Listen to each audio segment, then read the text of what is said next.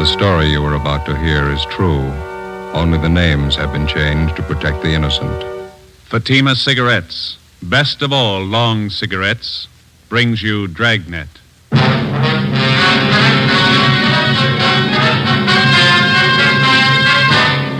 You're a detective sergeant. You're assigned a homicide detail. A man and his wife are found dead in a rooming house. A dead parrot lies on the floor beside them. The killer set fire to the room to cover his tracks. Your job, get him. You'll be amazed when you compare Fatima with other long cigarettes. You'll find they now cost the same. But in Fatima, the difference is quality. You see, Fatima is the quality king-size cigarette because it contains the finest Turkish and domestic tobaccos superbly blended. And Fatima is extra mild with a much different, much better flavor and aroma than any other long cigarette. Because of its quality, its extra mildness, its better flavor and aroma, Fatima has more than doubled its smokers coast to coast. So try comparing Fatima yourself. Fatimas now cost the same as other long cigarettes, but your first puff will tell you... Ah, that's different. Yes, in Fatima, the difference is quality. Ask your dealer for Fatima, the quality king-size cigarette. Best of all long cigarettes. Start enjoying Fatima tomorrow.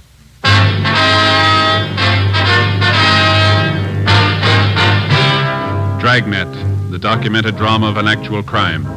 For the next 30 minutes, in cooperation with the Los Angeles Police Department, you will travel step by step on the side of the law through an actual case transcribed from official police files. From beginning to end, from crime to punishment, Dragnet is the story of your police force in action. It was Wednesday, April 2nd. It was windy in Los Angeles. We were working the early morning watch on a homicide. My partner's Ben Romero. The boss is Thad Brown, chief of detectives. My name's Friday. I was on the way back from communications, and it was 5:25 a.m. when I got to room 42. Homicide.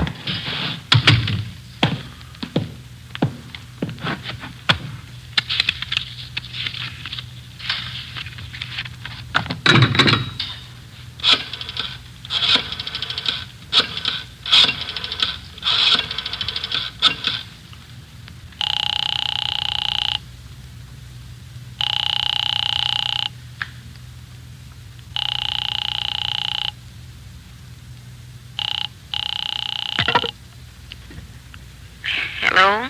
Is this Miss Jones? Yes, who is it? This is Joe Friday. I'm sorry to bother you, Miss Jones. Is Lee there? Oh, yes, Joe. Just a minute, I'll wake him. Lee. Lee, honey. Lee, it's Joe Friday. He wants to talk to you.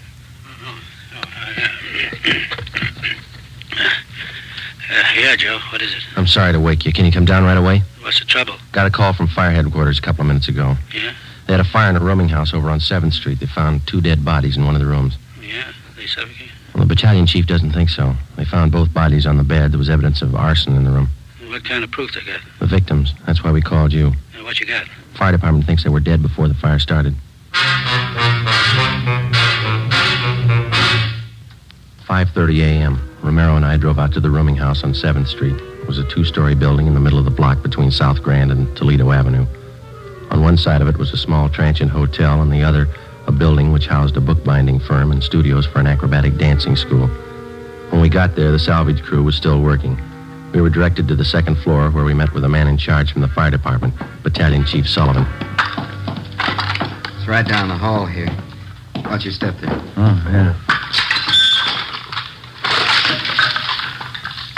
You have the names of the victims, Chief? We think it's Guthrie, Mr. and Mrs. Charles Guthrie. Old couple, lived here for some time, I understand. Here we are. We figure that's where it started, right under the bed over there. Heat must have been terrific. Look at the walls, Joe. Yeah. This is where most of the damage was done, Chief? No, rooms on both sides got it, too. Not as bad as this, though. Guthrie's had 2 rooms. This and the one adjoining. Through the door there. Mm-hmm. When the fire starts, got any idea?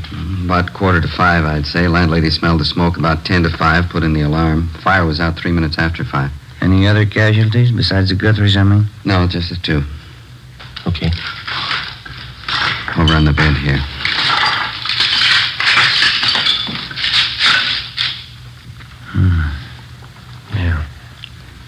worst I've seen. Yeah, it's pretty bad. And Ben, you can see from the position of the two bodies, doesn't look to me like they suffocated. No evidence that they tried to get out of the room. Both relaxed. Looks like somebody did them in, then tried to cover with arson, huh? Oh, Chief. Yeah? On the floor there. Oh, yeah, a parrot. Somebody wrung its neck, looks like to me, and then threw it there on the floor. There's the empty cage there in the corner, and door's open. Chief? Yeah, Wyatt? Schubert's still talking to the landlady? He hasn't come back. Clyde'd like you to meet Friday and Rebello. Romero. Sorry, Friday and Romero, homicide detail. This is Clyde Wyatt from the arson squad. Hi, Wyatt. How are you? You want to show him that setup, Clyde? How it was touched off? I'm glad to. You can take a look under the bed there. Tells most of the story. You see directly underneath there? Let me see. What is that, Wyatt? Pretty charred. Rags and papers. Had a good soaking in kerosene before they were touched off. Strung out all under the bed here. Couldn't miss, huh? Thorough guy, whoever set it up. Most of the carpeting in the room was doused with kerosene, too. This much you can count on. The man who touched it off knew something about timing devices. Want to show him that rig, Clyde? Right here. Yeah? Ordinary electric heater. This automatic timer was connected to it, then plugged in. Heater was placed under the bed right next to the rags and papers. Timer was set probably for about 4:45 a.m. Timer let go on schedule. Heater warmed up. Rags and papers caught fire, then the mattress. You can see the rest for yourself. That timer pretty intricate, Wyatt. The man who put it together was no amateur, as the chief said. Must have known something about clockwork. Clyde, see you a minute. Yeah, Mac. Excuse me, I'll be back in a minute. Too bad. Thanks very much. You find anything else that might tie in, Chief? Not in this room, no. Dead parrot there. Door of the cage open. Probably a pet. Might have been out of the cage at the time of the fire. Is it possible the parrot could have suffocated, Chief? Not from what I can see, no. As I say, it looks to me like somebody wrung the bird's neck. A few green feathers on the floor there. That's the adjoining room in there. Okay.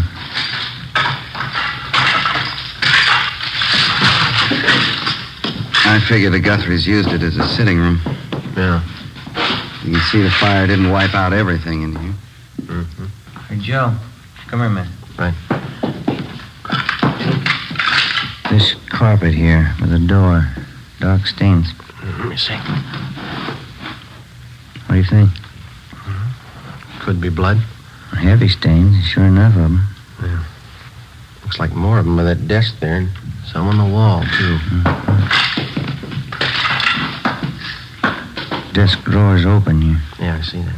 That's about it. You know as much as we do so far. Yeah. We know how the fire was touched off. We're satisfied it didn't kill those two people in there.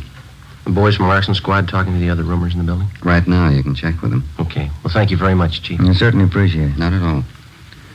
The usual breaks, isn't it? How's that? This is Fire Prevention Week. 5:53 a.m. Lieutenant Lee Jones and the crew from the crime lab arrived. Davis, the photographer, Dean Bergman from Leighton Prints. Pictures were taken of both rooms, which made up Mr. and Mrs. Guthrie's living quarters. Photographs of the bodies were taken. Bergman processed for fingerprints. While Lee Jones continued his investigation, Ben and I went down the hall to the landlady's apartment, where we met with Ray Schubert, one of the men from the arson squad. These men are from Homicide Division. Sergeant Friday, Sergeant Romero, Mrs. Stedman, that right? Yes, Clara Stedman. How do you do? Yeah. I manage the house here. Would either of you care for a cup of tea? No, thank I you. wouldn't care for it. When did you last see Mr. and Mrs. Guthrie, ma'am? Well, now, let me see. Miss Guthrie, I saw her just before dinner last night, a little before 6. I went in to borrow an egg and a cup of flour. She was all right then.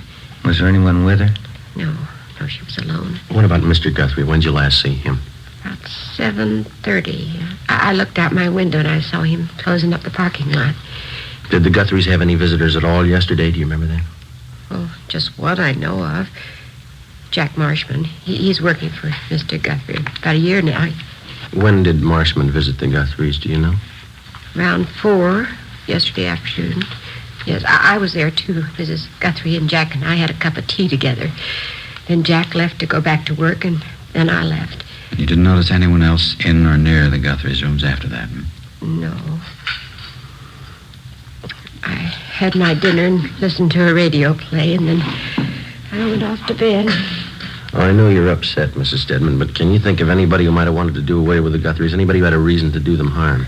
Oh, as far as I know, Sergeant, they didn't have an enemy in the world. I guess I was wrong. It's a terrible, terrible thing. Yes, ma'am. We'll leave our card here with you. All right. If you want to contact us, don't hesitate to call anytime. All right, thank you. Thank you, Miss Stedman. Goodbye, ma'am. Goodbye.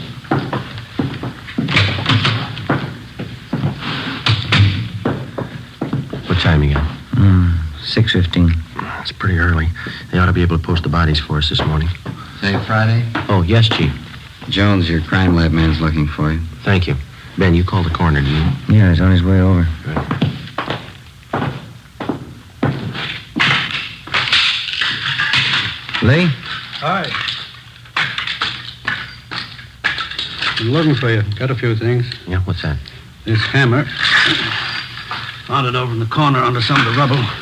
Yeah? These stains on the metal handle here, on the head. Mm-hmm. Gave it the benzodine test. It's blood. You figure it's a murder weapon? I'll know more when I get the coroner's report. Bergman lifted a lot of nice prints. Blood them all over everything. Yeah. On the handle of this hammer, on that timing contraption over there, the one that touched off the fire, even left some in the next room on that metal box in the drawer of the desk. How do they look? Got good prints from each room. They match. Go in the next room. Something else. All right.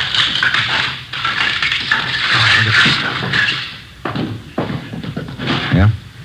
Those stains on the carpet by the door, the stains on the carpet by the desk, those on the wall, blood stains, all of them. Mm-hmm. And you can see here, trail of stains, all leading through the door into the murder room. You figure they were murdered in here, and then the killer took the bodies in the next room and put them on that bed, huh? Then he set fire to cover up. That's my guess. How about the prints on the box in that desk, Lee? Might have been money in the box. Possible burglary? That's an angle. I'll take scrapings from these stains on a biological precipitant when I get back to the lab. I'll let you know how it comes out. Better start finishing up here. Right, Lee. Thanks very much. Well, Well, looks like we're in fair shape. A hammer, a couple of fingerprints. Friday, Romero? yeah, Schubert? That fellow that worked for Mr. Guthrie in the parking lot, Jack Marshman, just got here. Did you talk to him? Wyatt and I have him in one of the empty rooms down the hall. Thanks. Which way? Down here. Seems pretty well broken up. You talked to anyone besides you since he got here? No, I told him the Guthries were dead, that's all. He's taking it pretty hard. Which one? Right here.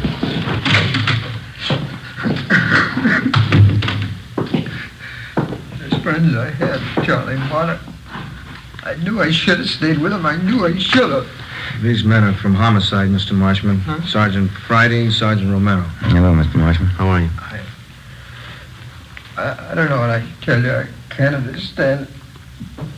Poor Charlie and what. What can I do to help? We'd like to have you answer a few questions, if you don't mind, sir. Certainly. Anything to help out. Please, you got to find out whoever did it. You got to find out who killed them. We're going to try, Mr. Marshman. Now, would you tell us the last time you saw the Guthries alive? Sure. Maud, Mrs. Guthrie, about 4:15 yesterday afternoon. Me and Mrs. Stedman, she's a line lady, we had tea with her. And I went back to help Mr. Guthrie at the parking lot. Mm-hmm. When's the last time you saw him? Oh, it's about 6:30. That's when I get off duty at the lot. I said goodbye to Charlie. Never dawned on me it was the last time I'd see him alive. I just can't understand. It's such a vicious thing. Charlie and Marta. It's really terrible. Yes, sir. You want to just sit down there, Mr. Marshman? Oh, thanks very much. Ray, Yeah? are you sure you're the only one who talked to Marshman since he got here? That's right. I met him at the door downstairs. Well, the only thing you told him was that the Guthries were dead. That's all he got from us. Any chance he could have been in the room since the fire? Not a chance. Then how do you know somebody killed him?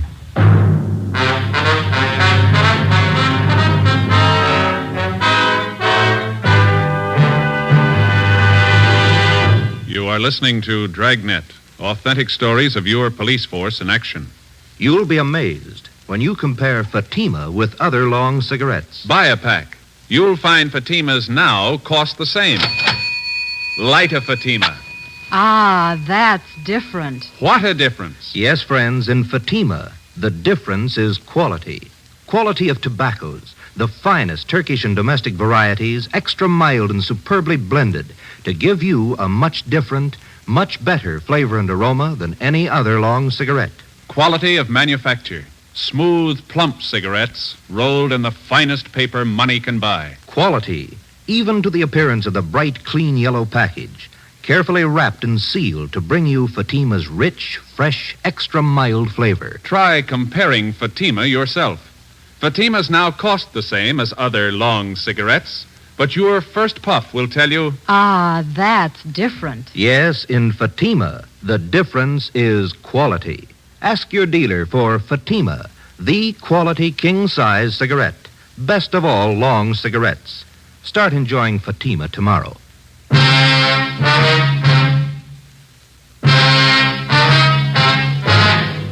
Wednesday, April 2nd, 6:45 a.m. Lee Jones and his men completed their investigation and took their findings back to the crime lab for further examination.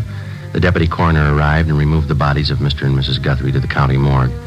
Together with Clyde Wyant and Ray Schubert of the arson squad, Ben and I continued questioning the Guthrie's friend and employee, Jack Marshman. His answers got more confused, and he kept contradicting himself. In some ways, he seemed childlike. In others, a good deal more complex. We strung along. In order to keep up the pretense that he was not a suspect, we asked him to come along with us while we checked his living quarters, a 2-room basement apartment near Olympic and South Flower. We explained it as a routine check. Marshman was calm and self-assured. Well, here it is, officers. You can see for yourself. Yeah, Nice, comfortable place. Oh, I like it. I've been here for about 3 years. Well, this room's where I do my living. Pull-down bed. It's a little gas plate over there. It's handy. Compact. I see. What do you use this next room for here, Jack? Oh, it's my shop. I like to put around. You care to see it? Yeah, okay.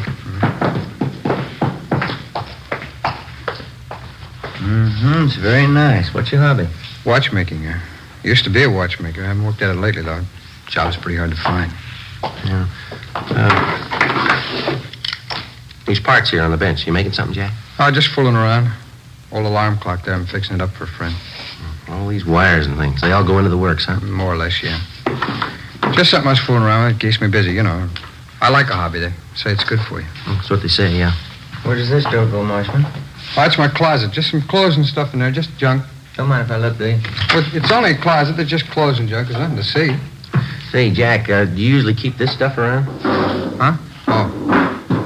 It's kerosene, and it's pretty dangerous to store like this. There's no cap on it. Yeah, I'm glad you reminded me. I got to get a cap for that.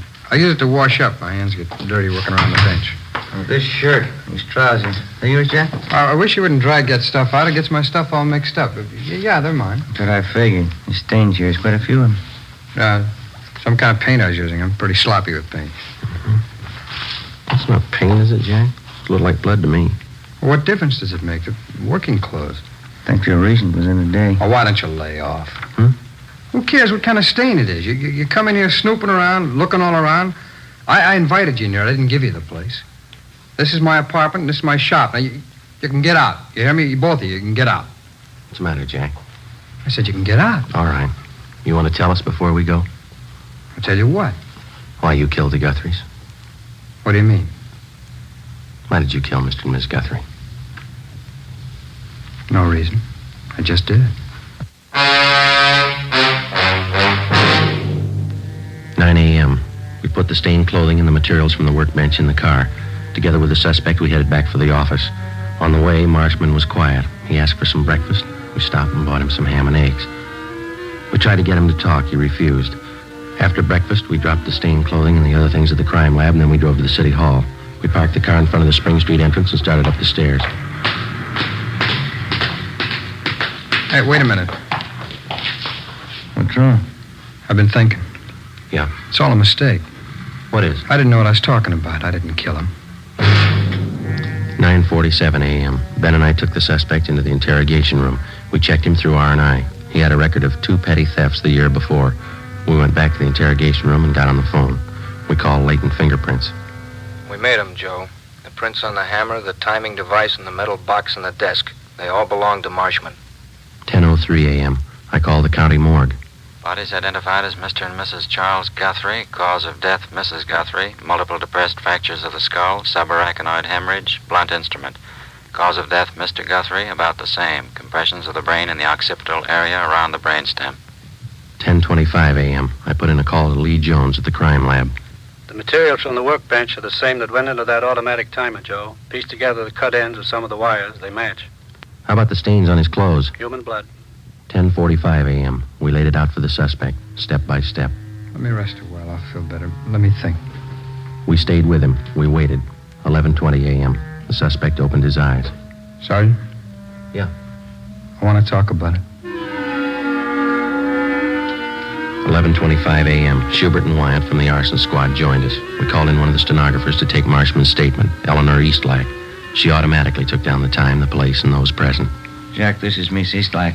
She's going to record your statement so there'll be no misunderstanding as to what you say at this time. How do you do, ma'am? No. Joe, you want to handle the question? All right. Jack, we've got a few preliminaries here for you. Okay. John Everett Marshman, is that your true name? Yeah. Where do you live? 122 and a half Morgan Place, apartment B. What's your age? 37. Occupation? Watchmaker, when I'm working. Well, now, Jack, you've indicated to us in a previous conversation that you're willing to make a statement setting forth the true facts surrounding the deaths of Mr. and Miss Charles Guthrie. That's right, I'll tell you. Were you in their home Tuesday, April 1st? That's yesterday. Yeah, that's right, I was. What time did you get there? First time? About 5 minutes to 4 in the afternoon. Mrs. Guthrie was there, and so was the landlady, Mrs. Stedman. We had some tea. Was anybody else present while you were there? No, it's just the three of us. How long did you stay there? I left about 4:15, I guess. Guess I was there about 20 minutes.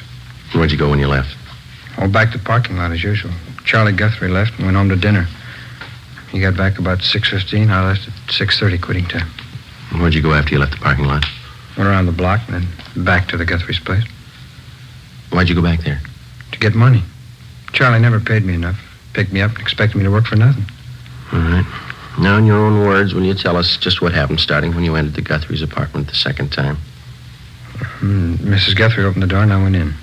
She gave me a cup of tea and I told her I wanted some money. She wouldn't give me any. I don't know why, but I was mad. I was sick and tired of both of them. They never gave me enough money. Eleanor? I'm getting it, Sergeant. All right, go ahead, please. Mrs. Guthrie went in the next room and I went over to the desk and got the money from the box that they keep it in. I don't know how much. I grabbed all of it and that Parrot started squawking. Mrs. Guthrie came running in. She saw me with the money and she says, "Jack." I picked up something and hit her. It was the hammer. And I kept hitting her.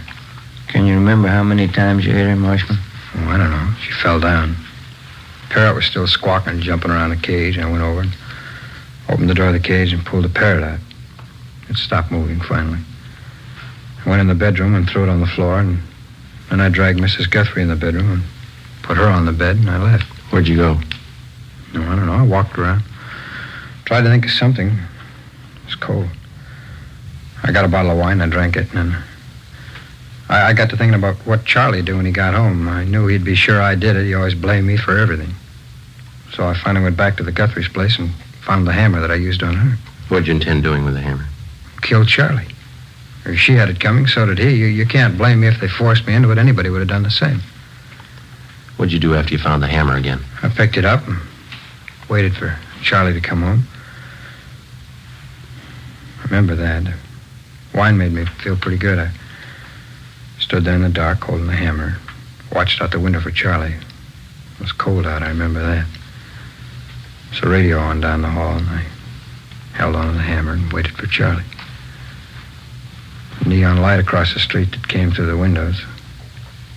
Old lady was on the bed in there. I could see the Parrot on the floor. It was quiet. I had a smoke. Traffic kept going by outside. I could hear that.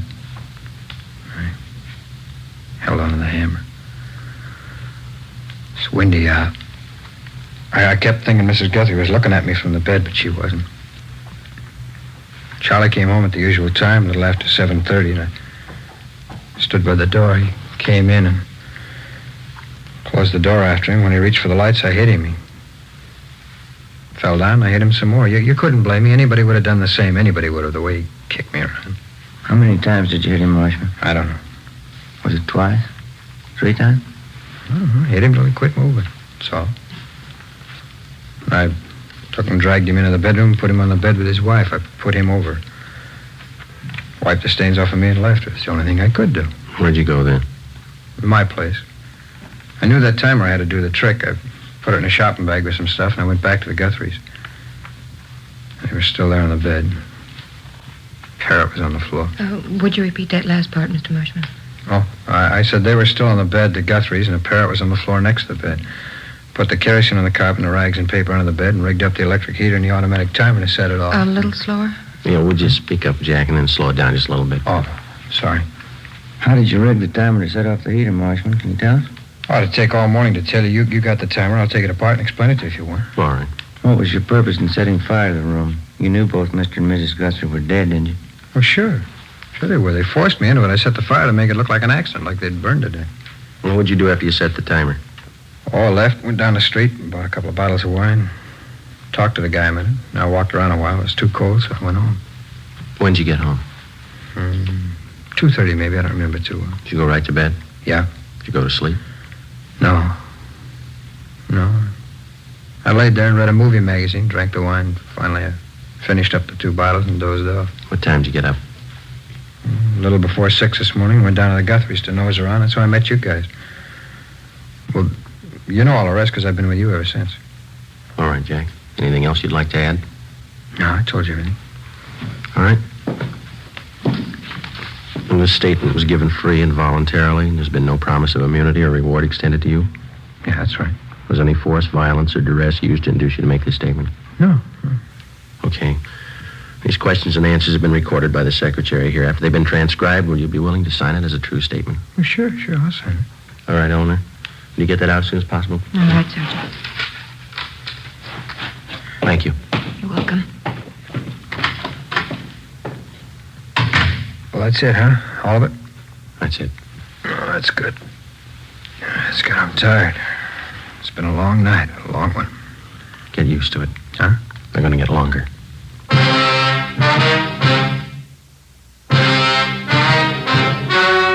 The story you have just heard was true.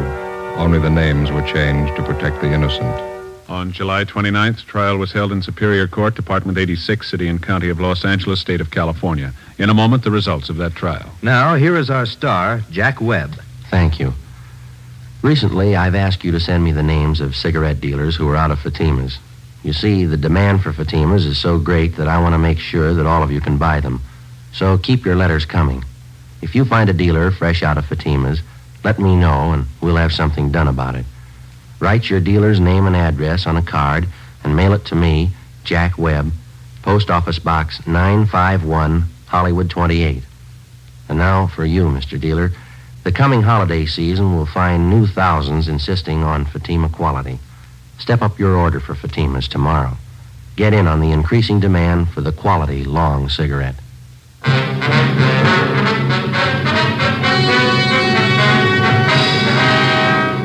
John Everett Marshman was tried and convicted of murder in the first degree, 2 counts, and arson, 1 count. He is now serving a life term in the state penitentiary without possibility of parole.